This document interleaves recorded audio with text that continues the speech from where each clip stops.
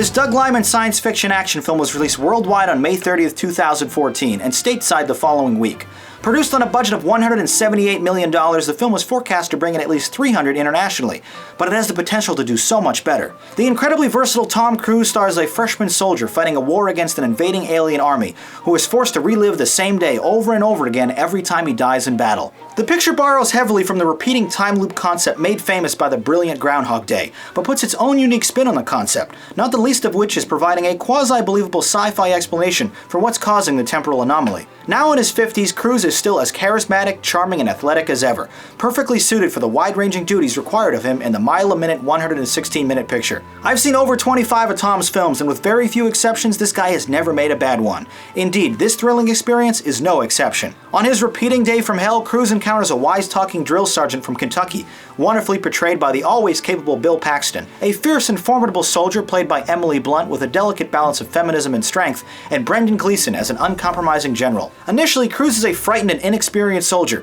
complaining to another private that he's not ready for battle. This character playfully replies, "I've never been with two girls before, but you can bet when that day comes, I'll be ready." With each death, Cruise learns more about his futuristic tech, his compatriots, and how to battle their alien enemies. Later, during a fast and entertaining training sequence, Blunt amusingly helps Cruise improve his skills by intentionally resetting time so he can start fresh. That is to say, she repeatedly shoots Tom in the head following a montage of fails and losses. It's this unexpected, morbid sense of humor that anchors the film from becoming too serious or preachy, infinitely strengthening it as a result.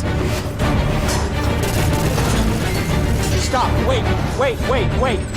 Stop, wait a second. Wait a second. Because I've been thinking.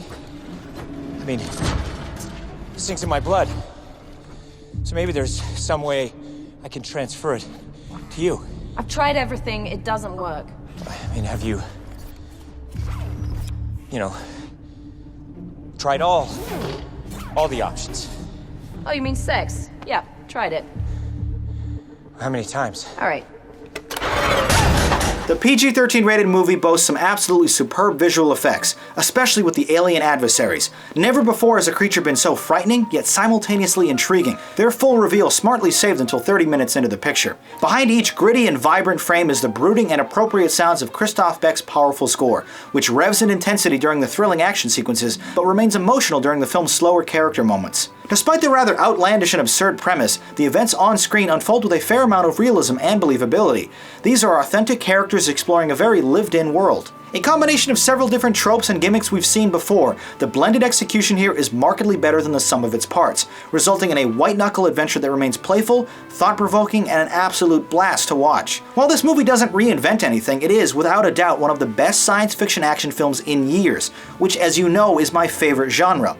Sure, it has its share of flaws, but the magic of this picture is the sleight-of-hand tricks it employs to make you forget about all that.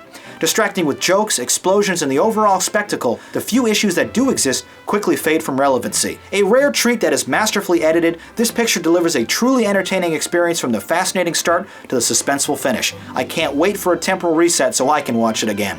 Edge of Tomorrow, a smart premise with spectacular execution. No audience votes for this one, but I'm scoring it a 10. Undoubtedly, my being a fan of sci-fi action with a twist of time travel, and starring one of my favorite actors, was bound to be a recipe for success.